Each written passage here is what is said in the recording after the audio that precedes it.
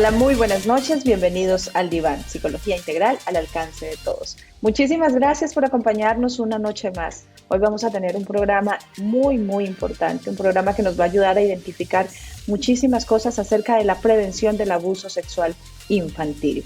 Pero antes de iniciar con el desarrollo de nuestro tema, les recuerdo que en Detalles Mida Chic pueden encontrar los mejores detalles personalizados. Accedan a su catálogo y encontrarán gorras, camisetas, llaveros y todo lo que quieran para sorprender a sus seres queridos. Detalles Mida Chic, tu tienda de regalos personalizados. Y vamos a iniciar como siempre con el ABC de la psicología. Pueden enviar sus preguntas al 098-592-7245 y en el diván las responderemos. Veremos nuestra primera pregunta en pantalla. Me siento muy acelerada y preocupada. Me dicen que es la tiroides. ¿Es eso posible? Bueno, mucha sintomatología parecida a la depresión y a la ansiedad se asocia con hipertiroidismo o hipotiroidismo. Cuando las personas tienen alteraciones en la tiroides y existe hipertiroidismo, hay muchos síntomas similares a la ansiedad. Se siente mucha aceleración, preocupación, bajan de peso, etc. Y si hay hipotiroidismo, la persona se siente un poco más quieta, sin mucha energía y empieza a aumentar de peso. Por lo tanto, antes de dar cualquier diagnóstico, es importantísimo que se hagan chequear con un endocrinólogo para revisar los índices de TSH y revisar si hay alguna afectación a nivel endocrino. O si no, ya se revisa con el psicoterapeuta para revisar también, hacer un diagnóstico diferencial. Por lo tanto, los síntomas sí son similares. Veremos nuestra siguiente pregunta en pantalla. Al tener relaciones sexuales me esfuerzo, pero no lo logro. El médico me dice que físicamente estoy bien. ¿Qué puedo hacer? Bueno, precisamente el esforzarse, el presionarse en tener un excelente desempeño, hace que la persona se bloquee. La recomendación, si ya no hay ninguna afectación médica, es muy importante que tenga en cuenta que entre menos se presione, mejor se va a sentir. Nosotros sentimos deseo sexual y sentimos, este deseo va creciendo en la medida en que el cuerpo está relajado. Entre menos presión, mayor excitación. Si hay presión, la persona se va a bloquear y lo último que va a tener tal vez sea una erección. Por lo tanto, hay que empezar con muchas técnicas de relajación. Puede ser, también hay una actividad que hacemos en terapia breve que es muy sencilla y se llama bajo las sábanas y es meterse debajo de las sábanas con su pareja donde los dos no se puedan tocar. Y esta prescripción del no tocarse hace que las personas terminen teniendo una relación sexual placentera, porque lo prohibido atrae. Entonces, es mejor no presionarse, reducir toda esta sobreexigencia y los resultados van a ser totalmente diferentes. Esto ha sido todo por hoy en el ABC de la psicología y si quieres agendar tu terapia psicológica, puedes comunicarte al 098-592-7245 para terapia, coaching, formación en programación neurolingüística, orientación vocacional, capacitación empresarial y muchas cosas más, porque tu salud mental lo merece. Y vamos a empezar con el desarrollo de nuestro tema. Para este tema me va a acompañar la psicóloga Laura Jimena Barrios. Ella trabaja en el Instituto Colombiano de Bienestar Familiar y aquí la tenemos. Buenas noches, Laura. Qué dicha tenerte en este programa. Hola Carol, buenas noches. Muchas gracias por la invitación. Para mí es un gusto estar en este espacio en donde se pueden compartir y socializar estos temas tan importantes para todos. Así es, gracias a ti por acompañarnos y Laurita nos acompaña desde Colombia. Y bueno, vamos a hablar un poquito acerca del abuso sexual infantil. Me gustaría iniciar contándole un poquito a las personas que nos ven en este momento qué significa el abuso, cuál es la diferencia entre abuso y acoso. Ok, bueno, el abuso sexual infantil hace referencia a toda acción o comportamiento, como lo dice su nombre, de forma abusiva que ejerce por lo general una persona adulta hacia un niño. Sí, se puede dar, digamos, pues con fines sexuales y de satisfacción. Para esto la persona lo que tiende a hacer o se puede ejercer son violencia física, fuerza física, también se puede emplear otras técnicas como el chantaje, la manipulación, la persuasión, y también aprovechándose como de la situación de indefensión, tal vez una situación de vulneración. Y lo que te decía, pues por lo general lo que se tiende a hacer pues es con fines sexuales. Tenemos que entender también, como tú lo mencionabas, que hay diferentes tipos de violencia sexual. En el primero de los casos, y lo que acá en Colombia se conoce como el acceso carnal violento, hace referencia a como tal la penetración física que se ejerce hacia un niño. ¿Sí? Hay otro tipo de violencia sexual que, digamos, no deja de ser importante porque en muchas ocasiones las personas tienden a pensar que si no hay una penetración, exacto, se minimiza, que si no hay una penetración no hay un abuso sexual, pero al contrario, sí, lo que se conoce también como los actos abusivos, que dentro de esto se incluye todas las conductas de besos, caricias, tocamientos abusivos, de pronto la exposición de una parte de mi cuerpo, de las partes íntimas del cuerpo hacia un niño, y también la exposición a ver videos o Material películas de pornográfico, por tipo ejemplo. pornográfico, de contenido sexual, exacto. También se considera un abuso sexual. ¿Sí? Otra forma de abuso sexual y que también la sociedad tiende como a minimizarlo es la exposición de parte de los adultos hacia los niños a tener relaciones sexuales. ¿Sí? Entonces, digamos, hay familias en las que es muy común que haya de pronto un hacinamiento, de pronto que se encuentren en un mismo contexto, en una misma habitación, y los padres o la madre con su actual pareja o el padre con su actual pareja ejercen actos sexuales delante de los niños. Muchas veces los niños son expuestos y pues obviamente ahí también estamos hablando de un abuso sexual por exposición.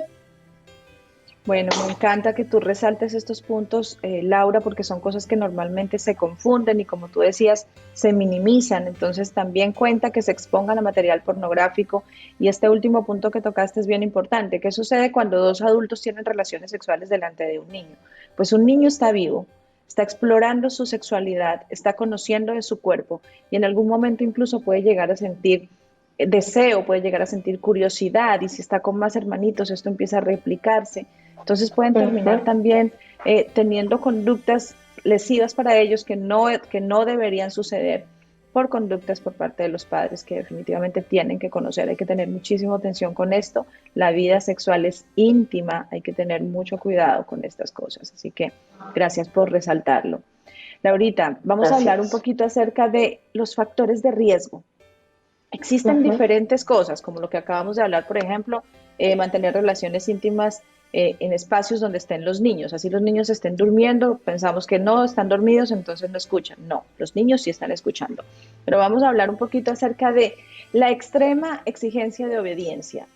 A los niños que se les inculca, eres un niño bueno si obedeces. Si no obedeces, eres un niño malo. Entonces el niño sostiene tanta presión que considera que ante una figura de autoridad o ante un adulto, él siempre debe hacer caso. Lo que le diga un adulto es lo que realmente sirve. Lo que el niño opine se invalida. Entonces no se acepta un no por respuesta de un niño. Hay que permitirles que los niños de vez en cuando digan que no, que los niños expresen lo que sienten y lo que piensan. Laurita, tú has visto muchos casos dentro de tu trabajo donde se vean niños con este perfil de niño bueno, entre comillas, y lo resalto muchísimo porque no se trata de un niño bueno cuando obedece todo, sino de un niño que ha desencadenado tanto miedo que lo único que hace es caso. ¿Has visto muchos niños que tengan este perfil de niños que se hayan sobreexigido a nivel de obediencia? Sí, Carol. Pues de hecho, mira que pues tú lo mencionas, es un factor de riesgo muy importante porque pues hay carencia como en las pautas de crianza asertivas y los padres tienden a ser autoritarios, imponentes, establecer como las normas que, o lo que ellos creen que es lo más conveniente, lo que también genera pues una sumisión en el niño. Entonces pues al ver también que esto proviene, o sea, cuando el niño digamos se ve inmerso en una presunta situación de abuso sexual, ve que esto proviene de parte de un adulto, pues lo más probable es que el niño pues obedezca porque pues un adulto es el que le está dando la orden. Entonces, ese es un factor de riesgo muy importante y pues que proviene mucho de las pautas de crianza que se generen de parte de los adultos. Así es, totalmente de acuerdo contigo. Hay otro factor también importante que es la necesidad de tener tiempo de juego con los niños, atención y afecto. ¿Qué sucede cuando un niño quiere que lo vean? Cuando un niño siente la necesidad de mamá o papá, quiero estar contigo un ratito, quiero ver una película, quiero que me abraces.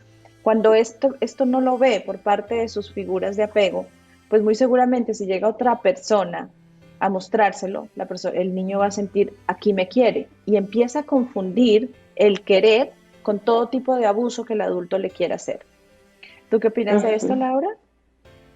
Sí, mira, de hecho, pues también el estilo de crianza autoritario o tal vez la falta de expresión de afecto de parte de los adultos también genera una carencia de afecto en los niños. Entonces, pues esto obviamente va a hacer que los niños busquen la aprobación de un adulto, pues de ciertas maneras. Entonces, el adulto al evidenciar eso en el niño, pues también va a tener un elemento más para manipular y poder aprovecharse de la situación con un niño. Va a encontrar la víctima perfecta, ¿no? Entonces, hay que tener en cuenta que como padres estamos delineando la personalidad de un niño y estamos generando en el niño este tipo de características que lo hacen mucho más vulnerable. Tenemos también el maltrato físico y maltrato infantil y psicológico, que fue un poquito lo que hablábamos al inicio. Si las personas exponen mucho a un niño a que le peguen, a que constantemente le estén agrediendo con palabras, con insultos, pues esto también hace que el niño permanezca muy inhibido. Y si en algún momento le sucede algo malo, si en algún momento un adulto o cualquier persona lo abusó de alguna forma, como las que hablamos hace rato, pues el niño lo último que va a sentir es confianza por expresarle a un adulto. Porque va a decir, no, si yo comento esto, seguramente voy a ser el culpable de todo y voy a terminar castigado. Entonces vamos a tener una doble, ya tenemos una revictimización en ese sentido, entonces el niño no va a acudir a donde los padres, no va a hablar con ellos, lo va a guardar y probablemente va a tener esta cadena repetitiva hasta que sea un adulto y son de estos casos que uno ve en consulta de fui abusado por 2, 3, 4 años y nunca hablé y en casa nunca se dieron cuenta. ¿Es así, Laurita? Exacto, exacto. Digamos, muchas veces lo que tú dices, esto se tiende como a normalizar porque pues el agresor o la persona que ejerce las agresiones emplea chantajes, emplea violencia emocional, emplea palabras de pronto amenazantes y pues obviamente el niño, la víctima, al verse inmerso de pronto en algo que pueda pasar, pues hace que la situación se mantenga durante mucho tiempo. Exactamente, exactamente. Y aquí viene un punto que quiero que lo tengamos muy en cuenta porque es algo que se repite constantemente por parte de papitos y mamitas. Y como dice Oscar Wilde, que siempre lo repito, con las mejores intenciones a veces obtenemos los peores resultados. La crianza bajo exceso de refuerzos y castigos. Esto de si te comes todo, te doy un premio, si sacas buena nota, te doy un premio, si no haces esto, te quito esto. Todo este tipo de refuerzos y castigos, pues hacen que el niño entienda que eso es lo normal. Entonces llega un adulto y le dice, si te quedas callado, yo te doy un premio. O si tú dices, va a pasar algo malo. Entonces ahí vemos el castigo. O mira, te voy a regalar este muñequito, es algo muy lindo para ti. Ven, ven, ven, y empiezan a tener actos sexuales abusivos. Entonces hay que tener muchísima atención. Los refuerzos y los castigos no se deben emplear de esa manera, ni siquiera con la alimentación, empezando porque la alimentación es una necesidad básica algo que nos permite vivir, así que no se puede ni castigar ni reforzar, ni con comida ni con otras cosas. Entonces, el exceso de refuerzos y castigos puede vulnerar la vida de un pequeño. Ujú, exacto. Digamos que el refuerzo, pues en cierta parte, hasta cierto punto es bueno, ¿sí? Y los castigos de igual manera. Pero pues en la mayoría, o cuando hay un exceso de castigos, de refuerzos, el niño tiende como también a aprender a identificar qué se puede llevar a cabo y qué va a tener consecuencias positivas o negativas. Y la persona que ejerce las agresiones también se aprovecha de toda esta situación. Mm, Puede emplear técnicas como el chantaje emocional. Mira que si tú te dejas tocar o te dejas bajar los pantalones, te voy a dar un dulce. O puede pasar lo contrario, que si no haces lo que yo te digo, le va a pasar algo a tu mamá, o se va a ir a la cárcel, o se va a morir. Pueden emplearse, y esto se da para que se presenten todo este tipo de chantajes de parte de los adultos y de manipulaciones. Exactamente, y hay que entender también que a un niño no se lo puede comprar con un regalito. Como papás, podemos ser detallistas con los niños, Sí, claro que sí, y también podemos ujú, entender que el refuerzo no es solo una cosa física, sino un abrazo, acompañamiento, tener tiempo, ser presencia para ellos, escucharlos. Eso es una forma linda de reforzar. No se trata de decirle, te ganaste esto porque hiciste esto, porque incluso hay cosas que hacen parte de la responsabilidad y lo malinterpretamos. Entonces, muy bien, te voy a dar un premio por cepillarte los dientes. No, qué bueno que estés cuidándote tus dientes porque van a estar mucho mejor. El niño va cambiando el significado de sus conductas y va también reforzando muchas cosas de la autoestima, entender que hay que calificar no el resultado, sino que el niño aprenda a disfrutar del proceso, que entienda que hay altos y bajos, que entienda que es normal que a veces se pierde y hay que enseñarle a manejar la tolerancia a la frustración. Esa es ujú. la forma más bonita de acompañar a un niño. Entonces, evitemos caer en este error que realmente puede ocasionar muchísima vulnerabilidad en estos casos de abuso. Y el otro factor de riesgo que quiero que hablemos es la ausencia de educación sexual. ¿Qué sucede si un niño o una niña no tiene ni idea de cómo se llaman las partes de su cuerpo, del autocuidado, si nunca se ha hablado de esto en casa? Pues alguien le va a llegar a hablar y el niño tal vez va a sentir mucha curiosidad. Entonces hay que tener mucho Ujú. cuidado con cada niño, de acuerdo a la etapa de su desarrollo, está listo para que nosotros empecemos a hablarle y empecemos a educarlo, perdón, a nivel sexual. ¿Tú qué opinas de eso, Laura? Ujú, claro, Carol, mira que pues hoy en día aún hay muchas personas que tienen muchos mitos, muchos tabús, y muchos padres que se les dificulta hablar de la educación sexual con los niños. En este punto, pues digamos que se han hecho muchas campañas en los colegios, en las instituciones educativas, en donde se promueven como pues la práctica de la educación sexual pues desde los primeros años.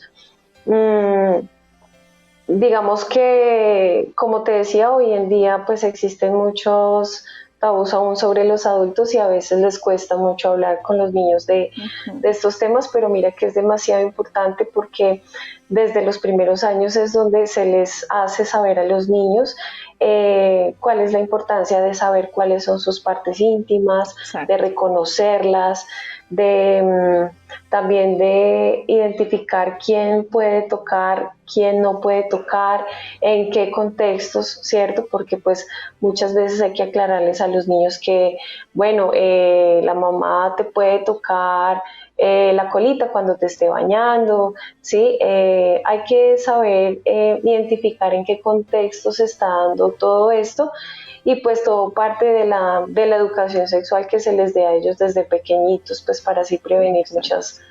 muchas situaciones. Así es, y ponerle el nombre adecuado, porque cuando nosotros empezamos a utilizar conceptos como la florecita y cositas de esa, pues el niño ya está pensando que es algo diferente y que es algo tan prohibido que ni siquiera merita ponerle el nombre real. Entonces ya vamos a hablar un poquito en precisamente que esto nos lleva a entender que hay unos síntomas de alerta. Y quiero partir con este, que es cuando el niño empieza a expresarse con mucho con el lenguaje con contenido sexual. Tal vez, y nos ayuda a entender muchas cosas, tal vez en casa nosotros le enseñamos a la nena que tenía vagina y que se llama vagina. Y de un momento a otro la niña dijo, me tocan la florecita. Si la niña está utilizando una palabra que en casa no se le enseñó, alguien afuera le está hablando de eso. Hay que tener muchísima atención. La sexualidad hay que hablarla de la forma más natural, más espontánea y más educativa posible. Así que eso lo podemos determinar como un punto importante, porque hay papás que tal vez el niño está diciendo, expresándose así y le dicen grosero, ¿qué te pasa? Eso es pecado o malcriado. Y ni siquiera nos, como que se sientan un momento a decir, a detenerse un momento y decir, bueno, ¿quién te habló de eso, mi amor? ¿Por qué tú dices eso? ¿A qué te refieres con la flor? ¿Qué significa? Para que los niños nos vayan dando más información de qué les está sucediendo afuera. Así que hay que tener mucha atención con estos síntomas de alerta. Y hablemos un poquito de estos síntomas, Laurita. La enuresis y la encopresis. ¿Qué significa? Que el niño, después de que ya él haya aprendido a controlar sus esfínteres, es decir, que ya no se hace ni pipí ni popó, y mantiene limpio siempre, va al baño como normalmente lo hace, y de un momento a otro el niño empezó a hacerse pipí o empezó a hacerse popó. Y esto es algo muy constante. Entonces, no es el único, no es la única alerta, pero hay que tenerla en cuenta, hay que revisar y hay que ser atendida esta parte. Los terrores nocturnos, las pesadillas, este tipo de cosas son muy frecuentes. Laura, yo quisiera que nos cuentes cuando llegan los niños o cuando llegan los papás a reportar casos de abuso, nos cuentan un poco acerca de esta sintomatología. Imagino que ustedes tienen un protocolo para decirle qué síntomas ha tenido el niño, cómo se han dado cuenta de. ¿Es así? Sí, digamos, cuando se recepcionan los casos, lo que se hace es una verificación del estado mental del niño, es decir, pues qué afectaciones presenta a raíz de la situación que se presume que se vivió. Digamos que pues hay muchos signos de alerta, como tú mencionas, pues está la enuresis, la cupresis, también se puede manifestar mediante una infección urinaria, en las niñas una infección vaginal, alguna enrojecimiento pues en la zona íntima. Entonces, pues digamos que, bueno, eso en cuanto a las manifestaciones físicas, ¿cierto? ¿No? Exacto. Sí, pues también emocionalmente, pues se pueden generar muchísimas afectaciones, muchos sentimientos en los niños, miedo, temor, irritabilidad, agresividad. Agresividad, sumisión. Cambios en el apetito también.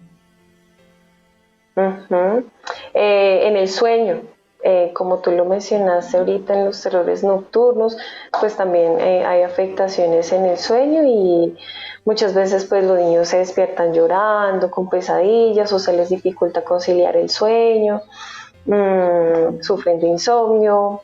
Entonces pues son muchas las manifestaciones que los adultos pues podemos como identificar dentro de una situación de presunto abuso sexual. También ciertos comportamientos en los niños, porque a veces el abuso sexual se da en un contexto y, digamos, te doy un ejemplo, en el hogar, y el niño pasa a otro contexto, como por ejemplo el jardín, y el niño puede manifestar un juego inadecuado, un juego sexualizado, unas conductas sexualizadas hacia otros niños, o hacia otros adultos también, ¿sí? Porque pues el niño tiende a replicar lo que ha podido vivir o lo que ha probablemente visto en alguna situación. Y también se puede generar mediante la réplica en juegos con muñequitos, en donde los niños hacen imitación de pronto de besos o de relaciones sexuales. Entonces, en los dibujos también. Y pues todo esto Exactamente. son muchos signos que nosotros como adultos tenemos que observar y tenemos que estar alertas en caso de que se llegue a identificar. Totalmente, sí, estar muy alertas. Cualquier cambio repentino, extremo, hay que estar atento. Los niños no se Ujú. van a sentar tal vez a decir, mira papi, mami, me está sucediendo esto, ayúdame. No, el niño lo va a representar a través de lo que acabamos de mencionar.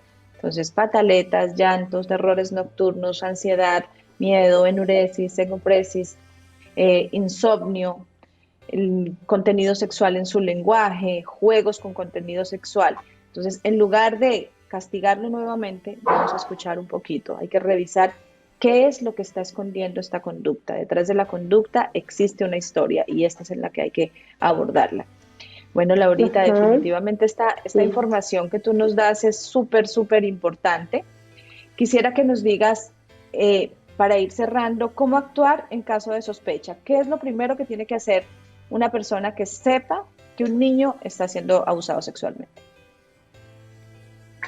Sí, mira, pues digamos que lo último que sucede es como que el niño le cuente a uno por iniciativa propia. En la mayoría de los casos esa situación no se da. Entonces, pues como lo hablábamos anteriormente, al identificar estos signos eh, de alarma, pues lo primero es entrar a entablar una conversación con el niño con el fin de, pues, de identificar cuál ha sido la situación a la que el niño ha sido expuesto, ¿sí? Una vez nosotros podamos identificarlo, pues es dar la atención correspondiente.